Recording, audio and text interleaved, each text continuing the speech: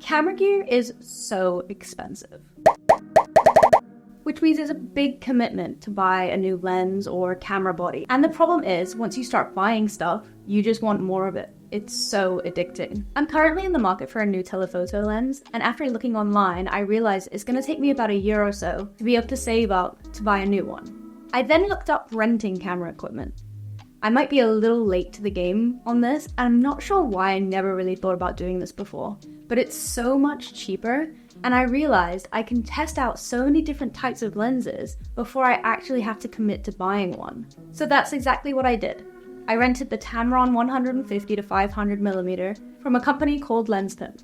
I rented it for 3 days, which cost me £80. This also included a returns label. Figured this way, I was as confident as I could be, returning it the right way, making sure that I wasn't going to be charged for any late fees or returning it the wrong way.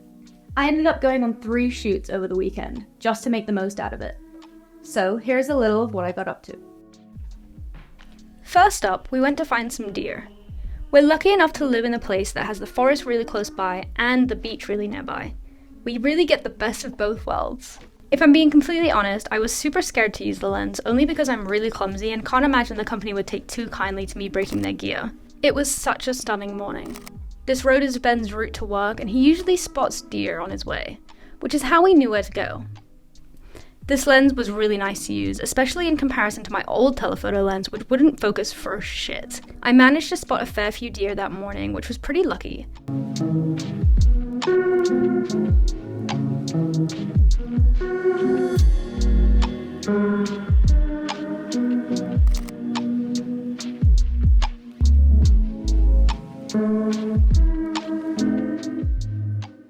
This image is probably my favorite. This little guy loved the camera and kept giving us poses. The way the light is pouring in through the trees really adds to the dreamlike fairy effect, which is pretty much exactly how the entire morning felt.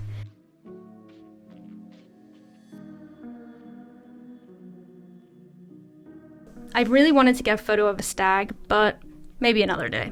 The next morning, I was super eager to try and find some foxes. It's fox cub season in May and June, but finding where these little guys camp out is surprisingly difficult. I headed to a spot I know they've been seen at before, and just hoped for the best. It was 5 a.m. by the time I arrived. I spotted some pretty cool birds, but I'm not really a bird person, so I couldn't tell you what the heck they were. The lighting was so lush. I got some rabbits and some scenic shots too.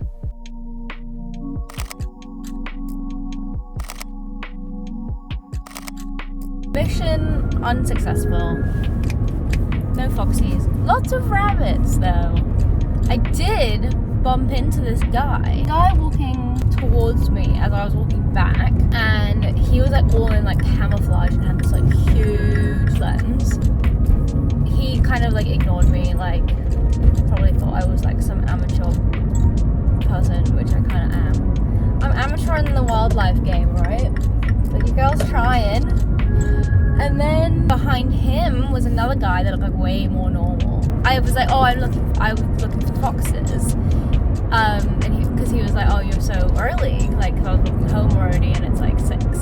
I've seen a lot of foxes around there, like pointed to this area, and I was like, oh my god, like, yay. I'm so glad that like I bumped into him. I know that I have to keep going back to the same places to catch the foxes. Like, it's all about consistency and like patience and stuff, but I don't want to go back to the wrong places. Like, that's just a waste of my time and everybody's time. He said he found some foxes and they're gone before daybreak, so I would have to come here like at 4. They also come out at night. I don't know whether to come back in the evening at like 9. Then I'm thinking there will be more people around, and then they'll be more scared and they won't be coming out. So I'm super conflicted on what to do. I only have the lens until Monday. I already am thinking about like the next time I can rent it again.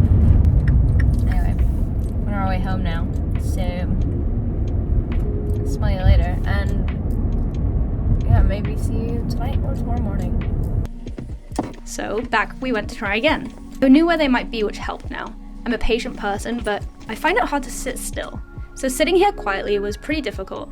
Plus, I had mosquitoes attacking every slither of my exposed skin. I spotted some foxes, but by that time it was already too late. The sun had gone down so far that there was no way I'd be getting a good photo.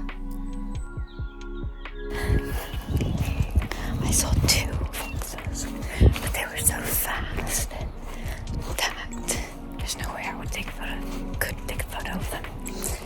And it's so dark now that like my camera won't even work properly. But I now know where they live, so I can try again another day by another zone. So hopefully. Anyway, you just got like a really nice shot of my doll chin, so I hope you enjoyed it. And it's already time to send the lens back. Next time I think I would try a different lens and see what the difference is, but I'd definitely use the same company. When I took it to the post office on Monday, they said that the parcel force guy had already collected packages for the day, so there was no way of it getting there in time. I kind of panicked thinking I was going to get charged, so I called the guys at Lens Pimp and they were super kind and chill. They were like, okay, it's fine, just send us a confirmation that it's been sent. Overall, I would highly recommend Lens Pimp. Their service and their range of gear is absolutely insane. I ordered mine on the Wednesday and got it delivered to me on the Friday. I did pay for their fastest delivery option. Companies that offer high-speed services like this are always going to be my favorite because I'm always so last minute. Anyways, let me know if you have ever rented gear or ever thought about renting gear, or if it's common knowledge that I should have known beforehand. Anyways, I'll see you in the next video.